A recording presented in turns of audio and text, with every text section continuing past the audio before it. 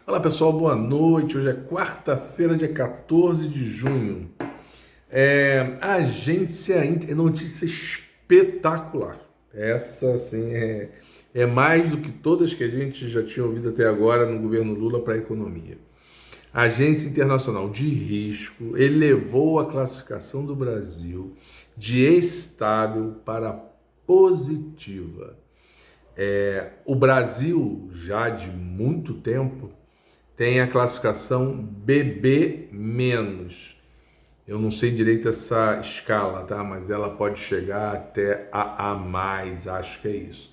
Então, BB-, aí sai o menos, fica BB, depois fica BB+, aí eu acho que depois fica AB, eu não sei essa escala, sinceramente eu não sei. Mas hoje o Brasil é BB-, só que assim, é BB- estável, ou seja, vai ficar BB- aí por longo tempo. Hoje a agência mudou para BB- positiva. Significa dizer que em breve, isso aí quando eles falam isso é porque é em breve, o Brasil deve sair do menos. Eu não sei se só para o BB ou se já vai para A, B, não sei, sinceramente não sei. O interessante é que o Haddad diz que isto é sinal de que o Brasil caminha para retomar o grau de investimento. Tá? Grau de investimento, quando o país tem grau de investimento, é grau positivo de investimento. O que essa agência analisa? O risco de um país dar calote no mercado interno, né, para os investidores internos, todos nós que botamos o dinheirinho na poupança, no LCA, numa letra de câmbio, enfim, uma letra, não é de câmbio, uma letra de crédito agrícola, LCA, LCI, essas coisinhas, são, vamos dizer assim, a dívida interna, se o governo vai honrar ou não. Quando ele está negativo é porque ele corre o risco dele não honrar. E também a externa. Então, quando o Brasil passar a ter de novo grau de investimento, é que não há risco de qualquer coisa. Isso aqui já melhora, já mostra uma melhora. E, mais importante, essa melhora é muito proveniente, é muito em consequência do arcabouço fiscal apresentado pelo governo, já votado na Câmara, que está agora no Senado. O Senado queria fazer algumas mudanças e tal, o Haddad hoje fez um apelo para o Senado não mudar, por dois motivos. Primeiro, porque é este arcabouço do jeito que está conseguindo melhorar na Bolsa, nós vamos falar aqui, melhora nessa questão do grau de risco, enfim, várias outras coisas. E segundo, para ser mais célere, porque se o Senado mexer, volta para a Câmara e tal, e aí o Brasil precisa. E eu gostaria muito de lembrar, porque a gente esquece, a imprensa esquece, que quando houve a PEC da transição, lembra a PEC da transição? O que era a PEC da transição? Olha, o governo precisa ter mais espaço no orçamento para, inclusive, saldar dívidas lá do Bolsonaro 2022 e para dar conta do início do governo, com a volta do Bolsa Família a R$ 600, mais 150 por filho até 6 anos de idade, para a volta do Minha Casa Minha Vida, para a volta do Farmácia Popular, que acabou de ser anunciado, para a volta da merenda escolar, que o Bolsonaro tinha deixado à míngua, e várias outras coisas. Rodovias, não lembro. Tem mais alguma coisa bem importante que eu estou esquecendo agora. E aí começou aquela história, e aí o fim do teto, porque para isso teria que ter o fim do teto, que o teto limitava tudo isso. Aí começou aquela história, o governo Lula quer gastar tudo, vai ser perdulário, vai esculhambar tudo e tal. E aí, assim, para não ter dúvidas, na PEC da transição ficou lá, que até agosto, o governo deveria, via Ministério da Fazenda, apresentar um novo modelo de marco fiscal. Isso já teve nome de marco fiscal, âncora fiscal, terminou com um arcabouço fiscal. Isso era agosto, para apresentar, para depois começar a tramitar na Câmara, negociar, Senado e tal. O Haddad antecipou esse troço de agosto para março. Não é pouca coisa, gente. Você pensar toda uma nova questão de balizas fiscais de agosto 8 para março em 5 meses, antecipou 5 meses. Em 3 meses de governo já estava lá apresentando a proposta. E diziam que o governo Lula, que é a campanha do Lula e o governo não tinha proposta para a economia. Em 3 meses fez uma proposta que está bombando. Resultado, nós estamos em 14 de junho, não só foi apresentado, como foi amplamente debatido na sociedade, economistas, acadêmicos e tal, congresso e tal, aprovado na Câmara e deve ser aprovado no Senado semana que vem. E aí o Lula sanciona, ou seja, no final de junho, 2 meses antes do que seria a apresentação, já estará aprovado e em funcionamento. E aí, por conta da nota da agência internacional, a Bolsa hoje subiu 1,99%, praticamente 2%. É um salto potente, né? Uma coisa muito assim, significativa. Ontem ela havia caído 0,5%. O dólar caiu a 4,80. Gente, a gente esquece, lembram? Eu tenho anotado como é que terminou a economia no ano de 2022. Não adianta eu ficar fazendo todo mês, que isso é bobagem, porque a hora está em cima, a hora está embaixo, esse troço varia. Mas só para vocês terem uma ideia, eu vou fazer esse primeiro balanço no final do mês de junho. Final do mês de junho, 6 meses depois, eu vou fazer um balanço e, obviamente, depois, em dezembro, eu vou fazer outro balanço. Mas só para vocês terem ideia, neste momento, hoje, não quer dizer outro momento, por exemplo, a Bolsa fechou 2022 com 109 mil pontos. Hoje, ela está em 119 mil pontos. São quase 10% de aumento entre o final de 2022 para 14 de junho de 2023. O dólar caiu a 4,80. Eu francamente não tenho aqui, até tenho aqui no celular, mas se eu mexer aqui agora é capaz de eu fazer uma grande merda, então não vou mexer. Eu acho que o dólar estava 5,49. Acho que sim. Não tenho certeza. Está 4,80. Mas eu quero lembrar que o dólar com o Guedes passou de 6,01, 6,02. 4,80. Ah, foi hoje por causa dessa bela notícia e tal. Sim, mas ele já vem abaixo de 5 há uns 5 dias. Ele vem 4,90, 4,94, 4,92, 4,86, 4,84, 4,80. Tem mais de 5 dias.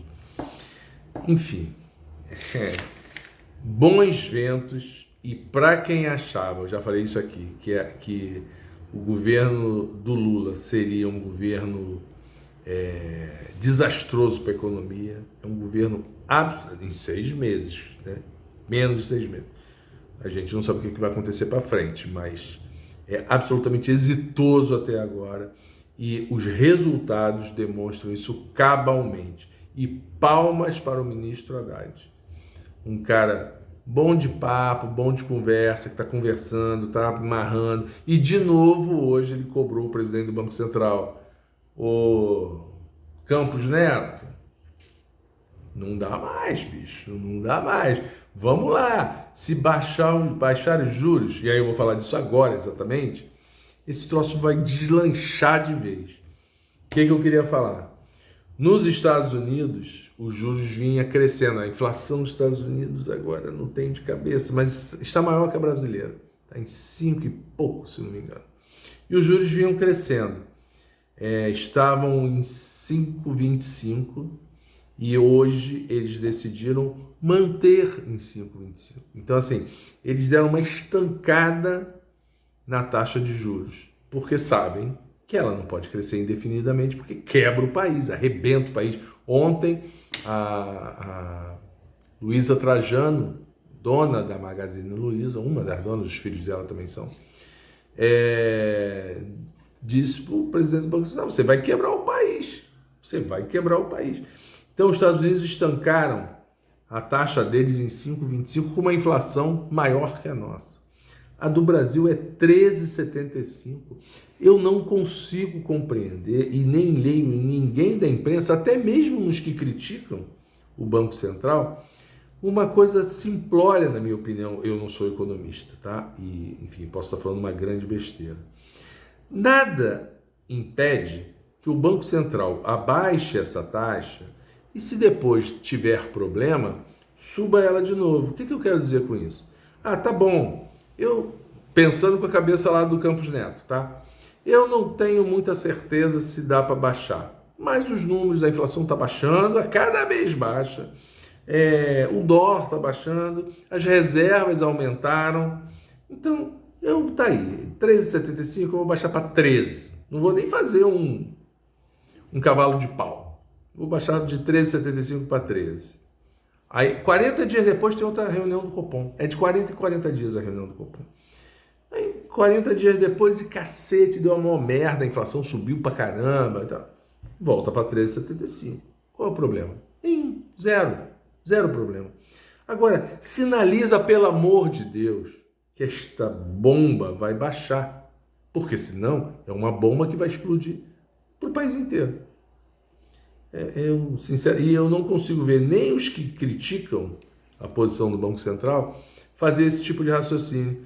Cara, não é um fato determinado que, se começar a baixar, vai ter que baixar até o fim. Não. Você pode baixar, parar.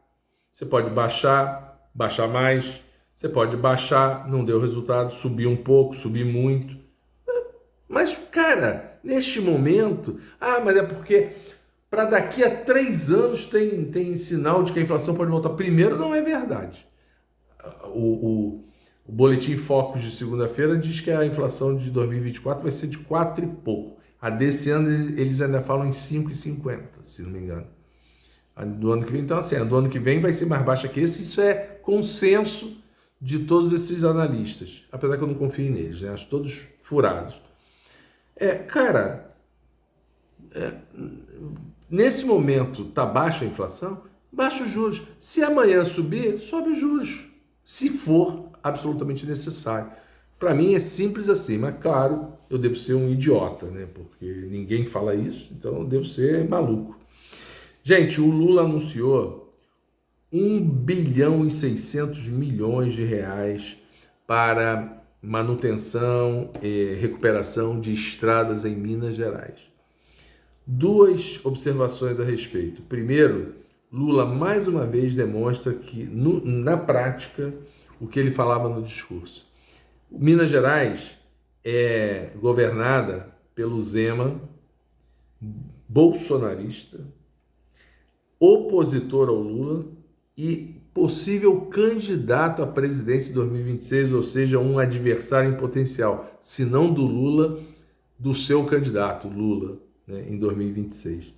E o Lula está botando lá 1 bilhão e 600 milhões, coisa que o Bolsonaro não botou. Lembram do tal do Nicolas Ferreira fazendo um videozinho numa estrada lá? Olha aqui, a estrada toda esburacada. E depois foi desmascarado dizendo, pois é, e quem vetou a recuperação dessa estrada foi o Bolsonaro. Pois é, o Lula vai recuperar essa e outras, né? Então a primeira observação é essa: Lula não discrimina um Estado, mesmo que de um opositor bolsonarista e possível adversário dele ou da sua política em 2026. E a segunda observação para a gente ficar atento: quando esse dinheiro gerar estradas recuperadas, o Zema vai dizer que foi ele quem fez. Pode até ter sido, porque normalmente essas coisas entram também um dinheiro do Estado, mas tem 1 bilhão e 600 do governo federal. Só para a gente anotar, guardar, porque lá na frente ele vai dizer que foi ele que fez, sozinho. O comandante do Exército exonerou 150 oficiais dos comandos regionais, oficiais que não honravam a farda. Eles continuam sendo, obviamente, oficiais. O cara é capitão, o cara é coronel. Mas não vão estar mais no comando de diversas unidades nos diversos estados do Brasil. Muito bem, está correto. Tem que desinfetar. Bolsonaro teve bloqueio em sua conta corrente em R$500 mil. Tudo isso porque ele tem multas em São Paulo.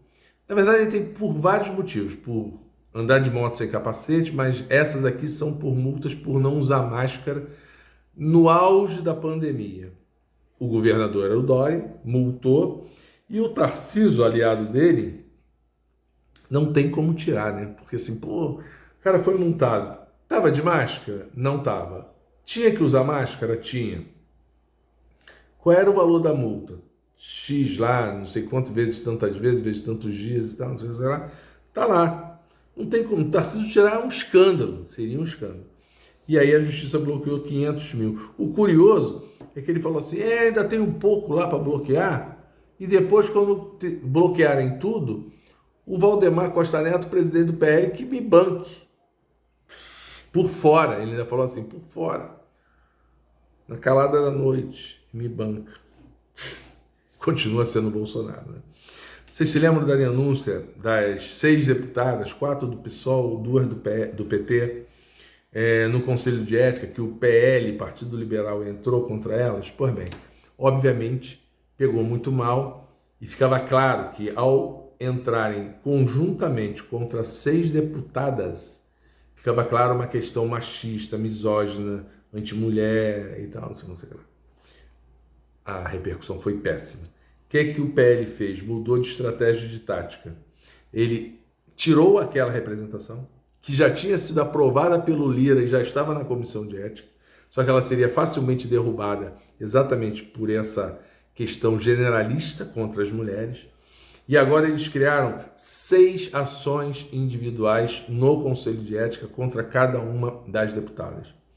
E aí o curioso é que em 2 horas o Lira analisou, encaminhou para a comissão de ética, porque passa tudo pelo presidente da Câmara, encaminhou para a comissão de ética e a comissão de ética pautou para a reunião de hoje, já o início do processo, iniciou-se o processo que pede a cassação delas, das 6.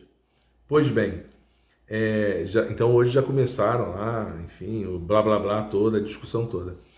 Já os bolsonaristas que atentaram contra a democracia, que estão naquela coisa de atos antidemocráticos e tal, não sei o que lá, estão há pelo menos 4 meses na fila, porque o Lira não dá uma simples assinatura para remeter esses processos para o Conselho de Ética. É uma vergonha, né? Fala a verdade. Não é só por serem mulheres, não. Não é só por serem mulheres, não. Muito sim, por isso. Mas também tem claramente uma coisa seguinte, como o Lira está nessa calhordice, nessa chantagem explícita contra o governo, olha só, os que batem no governo, eu vou poupar. Aqueles que defendem o governo, eu vou execrar se possível.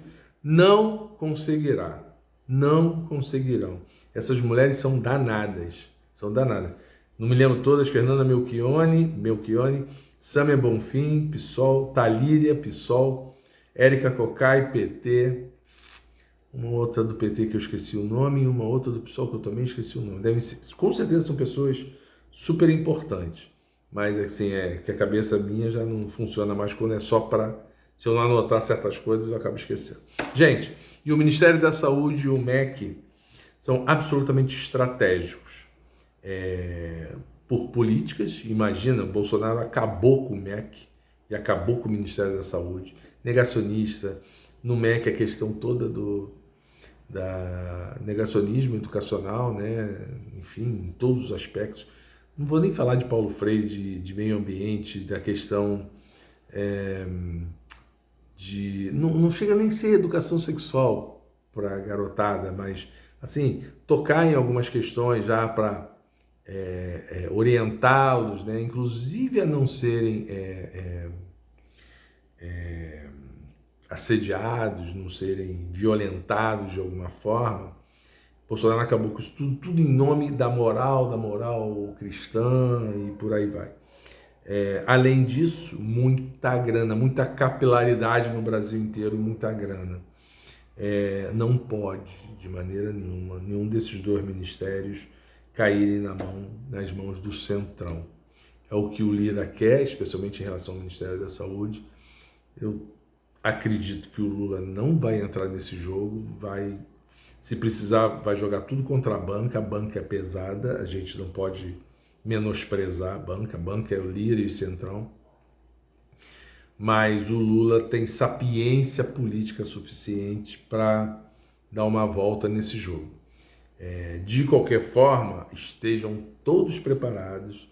Daqui a pouco, hoje eu já assinei um, para assinar esses abaixo-assinados virtuais, dizendo: não queremos o Ministério da Saúde nas mãos do Centrão. Queremos que continue a Anísia lá, apesar de isso aí é um papo para outro dia, eu, por exemplo, acho que ela poderia estar rendendo mais, mas também não sei detalhes específicos, mas nunca na mão do Centrão. Até amanhã.